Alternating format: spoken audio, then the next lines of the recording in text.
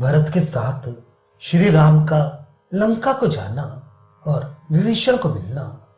भीष्म जी ने पुलस्त मुनि से पूछा कि हे विप्रेषी, श्री रामचंद्र जी ने कान्यकुब्ज नगर में कैसे वामन जी का स्थापन किया, वह उनकी मूर्ति उन्होंने कहां पाई, ये हमसे विस्तार सहित कहो, जिससे कि रामचंद्र जी की पावन कीर्ति हुई। वह मधुर, वह हमारे हृदय कानों को सुख देने वाली राघव जी की कीर्ति कहो, जिन राघव जी को सब लोग बड़े अनुराग से देखते थे, वह अब भी दिखते हैं। वह जो बड़े धर्मज्ञ, उपकार जानने वाले, वह बुद्धि से बड़े परनिष्ठित थे। वह सब पृथ्वी का पालन बड़े धर्म से करते थे। उनके राज्य करने के समय सब वृक्ष सदा इष्ट फल देते थे। वह सब वृक्ष रसीले ही फल करते थे। वह वृक्षों से ही विविध प्रकार के वस्त्र निकलते थे। वह उन महात्मा के राज्य में पृथ्वी में बिना जोते बोए यूं ही अन्न उत्पन्न होता था। महात्मा जनों से कोई शत्रुता न करता था। वह उन्होंने देवताओं का एक बड़ा भारी कार्य किया, जो कि लोगों के शत्रु रावण को पुत्र मंत्री समेत एक खेल के साथ मार डाला। उन महाराजा धीराज की बुद्धि पूर्ण धर्म करने में प्रवृत्त हुई, सो उनका हम सब चरित्र सुनना चाहते हैं। पुलस्त मुनि बोले कि हे नृप, धर्म मार्ग पर टिके हुए उन महाबाहु राघवेंद्र ने किसी समय जो चरित्र किया है, वह एकाग्र मन करके सुनो। उन्होंने एक दिन राक्षसेंद्र विभीषण का स्मरण किया कि नहीं जानते लंका में विभीषण कैसे राज्य करेंगे। उनके विनाश का समय आ गया था, क्योंकि रावण देवताओं के प्रतिकूल हो गया था। परंतु हमने विभीषण को जब तक सूर्य चंद्र रहेंगे तब तक के लिए लंका का राज्य दे दिया। यदि उनका विनाश बीच में ही हो गया तो हमारी कीर्ति निरंतर न रहेगी। वह जैसे कि रावण ने जब तप किया था तो अपने विनाश होने ही का वर मांगा था। इससे उस पापी को देवताओं के कार्य के लिए हमने विध्वस्त कर दिया। इससे इस समय हमको चाहिए कि स्वयं जाकर विभीषण को देखें, वह उसके हित की बातें उसे सिखाएं, जिससे वह बहुत दिनों तक योग जानकर राज्य पर स्थित रहे।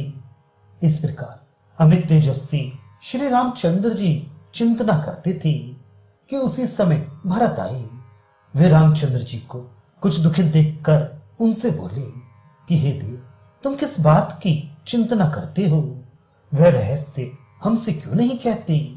यह चिंता देवताओं के कार्य के लिए है या पृथ्वी पर किसी अपने ही कार्य के लिए? हे नरोत्तम, हमसे कहिए, क्या कोई गुप्त करने के योग्य बात है?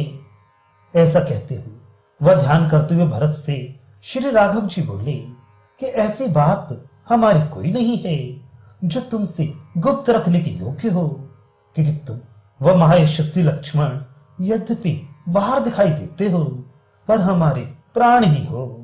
इससे तुम दोनों जनों को भी ये बात विदित हो गई होगी। मन में धारण किए होगे, पर कहते भी हैं। हमको ये बड़ी भारी चिंता है कि देवताओं के मारे विभीषण कैसे राज्य कर नहीं पाएंगे, क्योंकि रावण के मारे जाने पर अब देवगण विभीषण से डरते होंगे। इससे विभीषण को मारने का विचार करते होंगे। इससे अब हम लंका को जाएंगे, जहां की हमारे प्रिय विभीषण रहते हैं। उन राक्षस विभीषण को वह लंकापुरी को देखकर वह सब धर्म नीति की बातें उनको सिखाकर वह सब पृथ्वी देखकर वानर राज सुग्रीव को भी देखकर चले आएंगे। वह महाराज शत्रुघ्न को जो मथुरा में राज्य करते हैं तथा अन्य तुम लोगों भाइयों के पुत्र जो ठौर ठौर राज्य करते हैं, उनको भी दिखाएंगे। वह यहाँ का राज्य तुम अच्छे प्रकार देखे वाले रहना। ऐसा कहते ही आगे खड़े होकर भरत जी ने कहा कि आपके संग हम भी चलेंगे। रामचंद्र जी ने कहा, अच्छा वीर, ऐसा ही करो, पर लक्ष्मण को बुलाओ, उनसे राज्य की रक्षा के लिए कह दे। भरत जी लक्ष्मण को बुला लाए। राघव जी ने कहा, जब तक हम दोनों न आए तब तक तुम राज्य की रक्षा करते रहना। इस प्रकार लक्ष्मण को आज्ञा देकर महाराज ने पुष्पक विमान का ध्यान किया। वैसे ही वह आया। वह श्री रामचंद्र जी ने भरत से कहा, चढ़ो। फिर आप भी उस पर चढ़े। वह वहां से पुष्पक विमान उड़ा प्रथम गांधार देश को गया, जहां की भरत के दोनों पुत्र राज्य करते थे। उनको वह उनकी राजनीति को देखकर फिर पूर्व दिशा को गए, जहां की लक्ष्मण जी का पुत्र राज्य कर रहा था। उसके पूर्व में 6 रात्रि भर रहकर दोनों भाई उसी विमान पर चढ़े हुए दक्षिण दिशा को गए, जहां का जाना अभीष्ट था। प्रथम गंगा यमुना के संगम पर ऋषियों से सेवित प्रयाग जी में पहुंचे। वह भरद्वाज जी को प्रणाम करके अत्रि के आश्रम पर गए। वहां सब मुनियों से संभाषण करके जन स्थान में पहुंचे। वहां रामचंद्र जी भरत से बोले कि यहाँ पर दुरात्मा रावण सीता को हर ले गया था। वह यहाँ ही हमारे पिता के सखा जटायु से उस दुष्ट का युद्ध हुआ था। वह जटायु मारा गया था। वह यहाँ हमसे दुरात्मा कवन से महाघोर युद्ध हुआ था। उसको मारकर जब हमने जलाया तब उसने कहा कि सीता रावण के यहाँ है। ऋषमुख पर्वत पर सुग्रीव नाम वानर रहता है। वह तुम्हारी सहायता करेगा। इससे तुम पंपासर के समीप को जाओ। तभी भी हम पंपासर पर पहुंचे।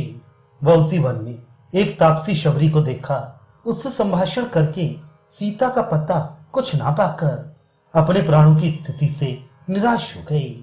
वह भी ये वही पंपा है जहां की हमको व्याकुल देखकर लक्ष्मण ने कहा कि हे पुरुष व्याघ्र, हे शत्रुनाशन, शोक ना करो, मैं आज्ञाकारी विद्यमान हूं।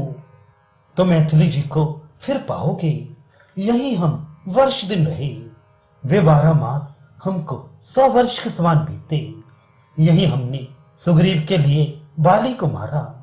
ये वही किष्किंधा है जिसमें बाली राज्य करता था, जिसके मारने के बदले में सुग्रीव वानर राज अपने सब वानरों को संग लेकर यही हमारे समीप आया था।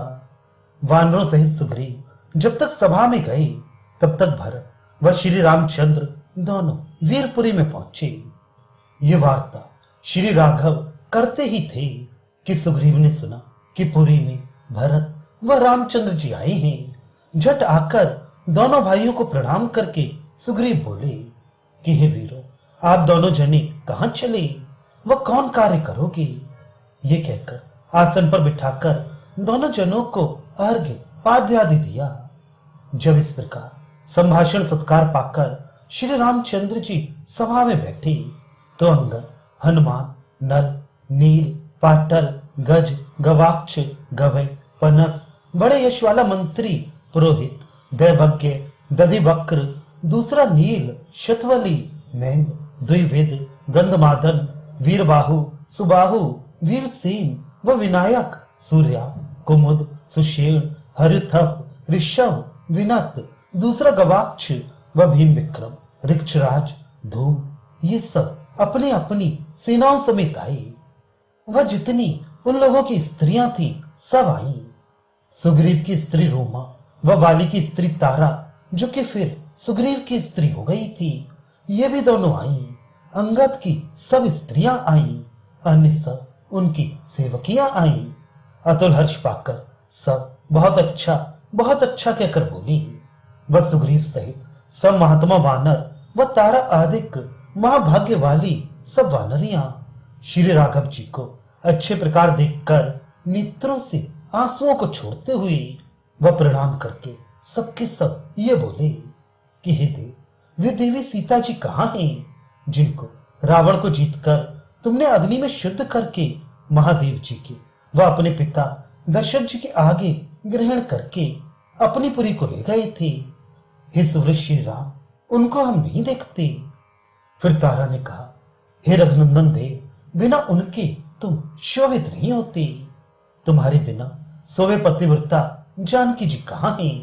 वह अन्य जानो, तुम्हारे कोई भार्या है नहीं, ये मैं जानती ही हूं, पर भार्याहीन आप शोभित नहीं होते। जैसे क्रौंच पक्षियों का जोड़ा व चकई चकवों का जोड़ा अलग नहीं शोभित होता, वह इस प्रकार तारादेव चंद्रमा के समान मुख वाली बोलती हुई तारा से सब वक्ताओं में श्रेष्ठ कमल नयन श्री रामचंद्र जी बोले कि हे चारु दृष्टि, हे विशालाक्षी, काल बड़ा दुरतिक्रम है। इस सब चराचर जगत को काल ही का किया हुआ जानो। वह जो चाहता है करता है।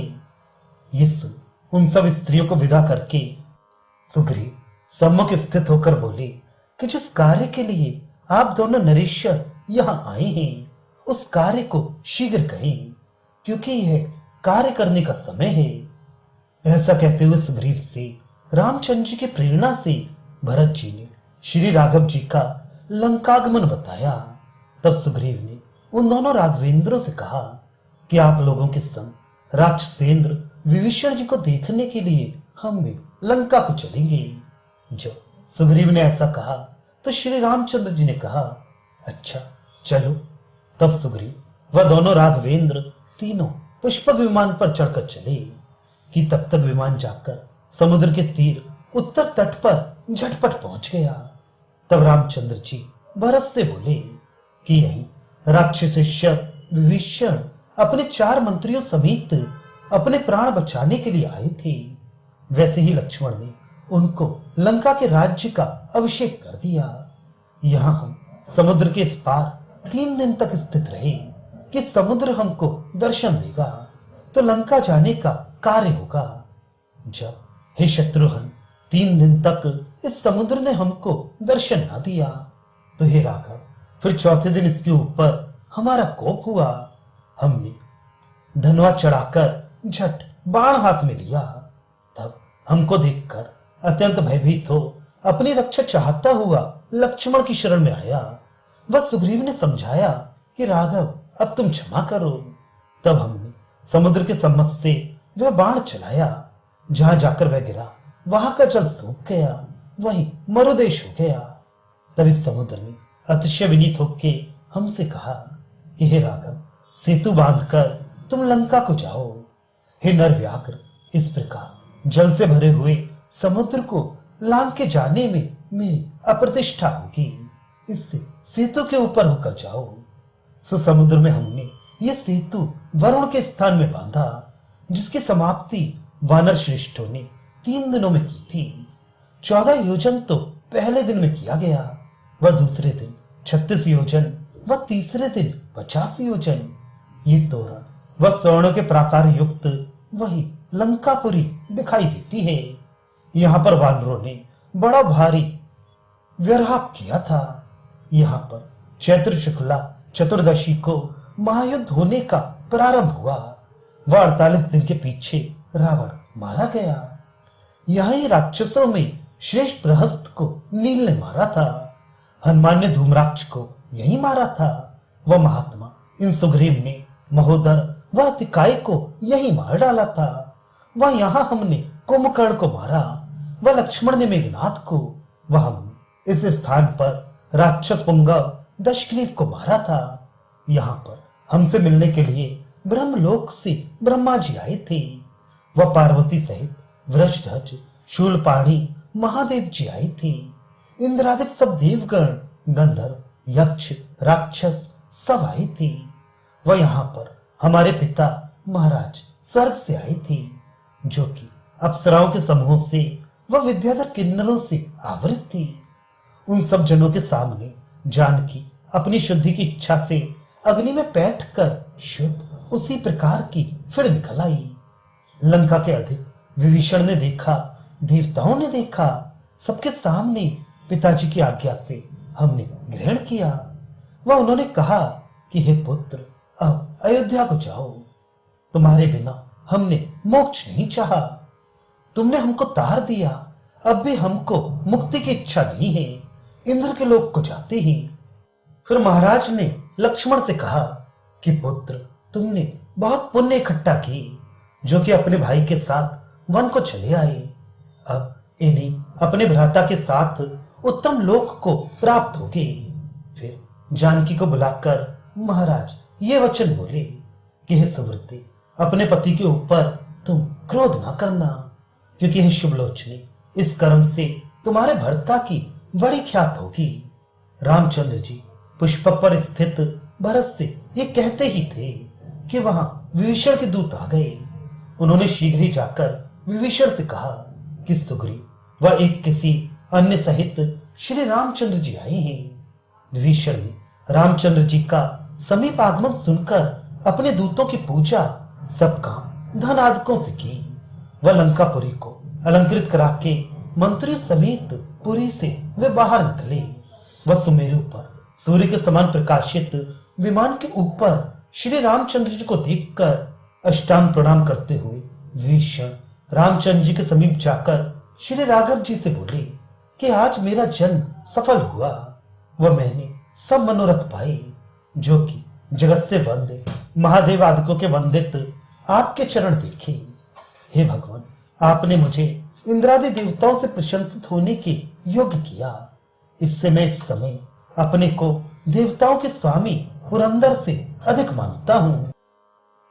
सब रत्नों से उपशोभित रावण के प्रकाशित गृह में रामचंद्र जी जाकर विराजे तो अर्घ देकर विभीषण हाथ जोड़कर सुग्रीव व भरत जी से बड़ी नम्रता से बोले कि यहाँ आए हुए रामचंद्र जी को जो देना चाहिए वह कुछ मेरे है ही नहीं, क्योंकि यह लंका राम ने कंटक त्रिलोक के शत्रु पापी रावण को मारकर श्री रामचंद्र जी ने मुझको दी है। इससे ये लंका, ये सब रत्न आदि, ये स्त्रियां, ये सब पुत्र व मैं, ये सब मैंने आप दोनों जनों को दे दिया। वह तुम्हारे नमस्कार करता हूं, कृपा पूर्वक ग्रहण कीजिए। विभीषण की दी हुई लंका आदि सब सामग्री प्रीत पूर्वक देने के कारण ग्रहण करके रामचंद्र जी व भरत दोनों महाराज बोले कि हमने ये सब तुम्ही को दिया, ये सब अक्षय होकर तुम्हारे सदा रहे। तदनंतर सब राजमंत्री व लंका निवासी लोग कौतूहल से युक्त होकर श्री रामचंद्र जी के दर्शन के लिए आए। वह सबों ने विभीषण से कहा कि हे प्रभु, हम लोगों को श्री रामचंद्र जी के दर्शन कराओ। तब विभीषण ने प्रत्येक को ले लेकर रामचंद्र जी को विदित कराया कि अमुक आपको प्रणाम करता है, वह यह सामग्री देता है। उन सब जनों की नजर भेंट रत्न आदि संचय रामचंद्र जी की प्रेरणा से भरत व सुग्रीव ने ग्रहण किया। इस प्रकार रामचंद्र जी 3 रात्रि तक वह राक्षस के मंदिर में रहे। चौथे दिन रामचंद्र जी सभा में विराजते थे। तब निक्षा, जिसका नाम कैकसी भी है, अपने पुत्र विभीषण से बोली कि हे पुत्र, मैं भी रामचंद्र जी को देखना चाहती हूं, क्योंकि उनको देखकर महामुनि सप्तम लोग महापुण्य पाते हैं, क्योंकि ये महाभाग चतुर्मूर्ति धारण किए हुए साक्षात सनातन महाविष्णु हैं। वह महाभागा सीता लक्ष्मी हैं। उनको तुम्हारे ज्येष्ठ भ्राता नहीं जान पाए। तुम्हारे पिता ने पूर्व काल में स्वर्ग में देवताओं के समागम में कहा था कि रघु के कुल में श्री महाविष्णु दशरथ राजा के पुत्र दशग्रीव राक्षस के विनाश के लिए होंगे।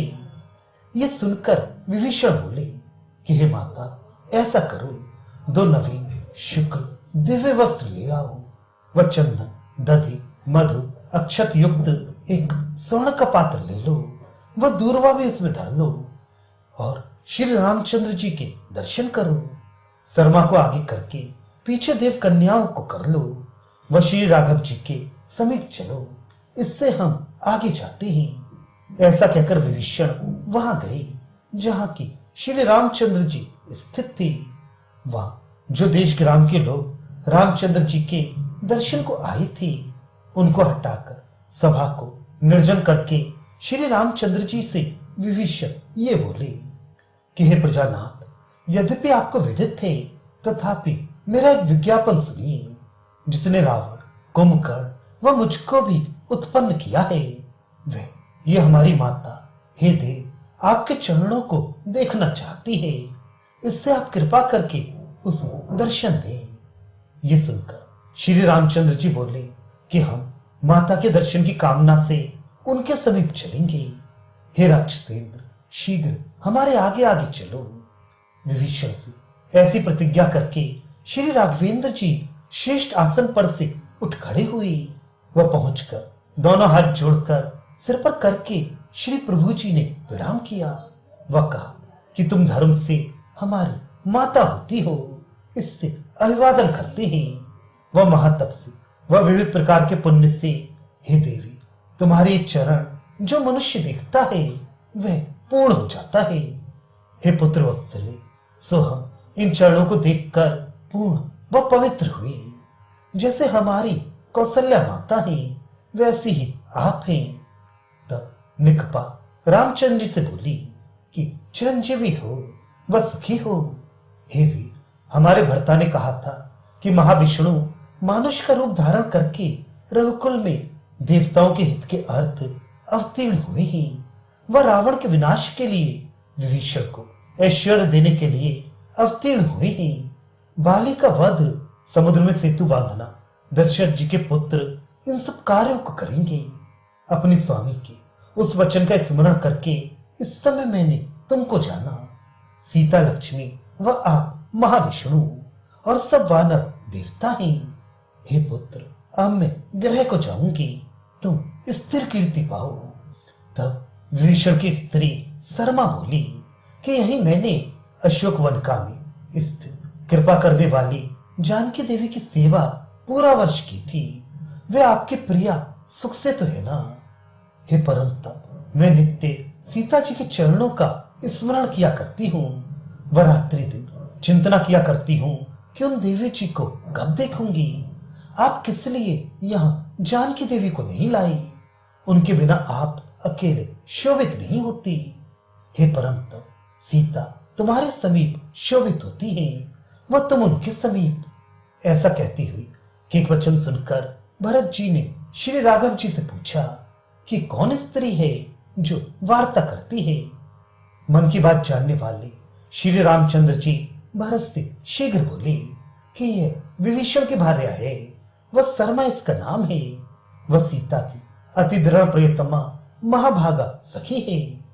संपूर्ण तुम समय का किया हुआ देखो, अब नहीं जानते अन्य क्या किया चाहती है। हे सुबके, अब तुम अपने गृह को जाओ, वह अपने पति विभीषण की सेवा करो। वह जिनको तुम पूछती हो वे देवी हमको छोड़कर चली गई, जैसे भागहीन पुरुष को गत छोड़ देती है। हे सुब्रो, उनके बिना हम किसी प्रकार कभी प्रीत को नहीं पाते। सब कहीं भ्रमण करते हैं, पर सब दिशाओं को शून्य ही देखती हैं।